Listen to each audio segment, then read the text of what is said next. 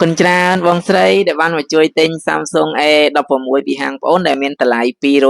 $209ចំពោះ model នេះបងស្រីទទួលបាននៅទូរស័ព្ទដែលមានកម្លាំងម៉ាស៊ីនរហូតដល់ RAM 16GB ជាមួយនឹង Storage 128GB ហើយនៅក្នុងថ្ងៃ promotion នេះថ្ងៃនេះជាថ្ងៃចុងក្រោយព្រោះ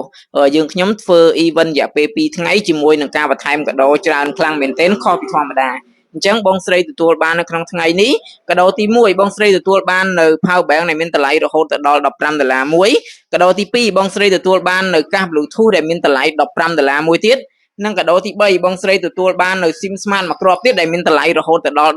$17ជាមួយនឹងកាដូទី4បងស្រីទទួលបាននៅជើងទម្រទូរស័ព្ទមួយទៀតស្អាតខ្លាំងមែនទែនបងប្អូនអាចបញ្ឈរនិងបងប្អូនអាចដាក់ live ជាវីដេអូ TikTok អីផ្សេងៗបានហើយក្នុងថ្ងៃនេះបងស្រីក៏ទទួលបាននៅអាវខ្មៅដ៏ស្រស់ស្អាតមួយទៀតពីក្រុមហ៊ុន Samsung ផ្ទាល់តែម្ដងដែលនឹងទទួលបានពីក្រុម event ដែលមកដាក់រយៈពេលតែ2ថ្ងៃនោះទេអញ្ចឹងចាប់ពីថ្ងៃស្អែកទៅគឺផុត promotion ហ្នឹងហើយលេងមានទៀតហើយបងប្អូនអរគុណច្រើនបាយបាយ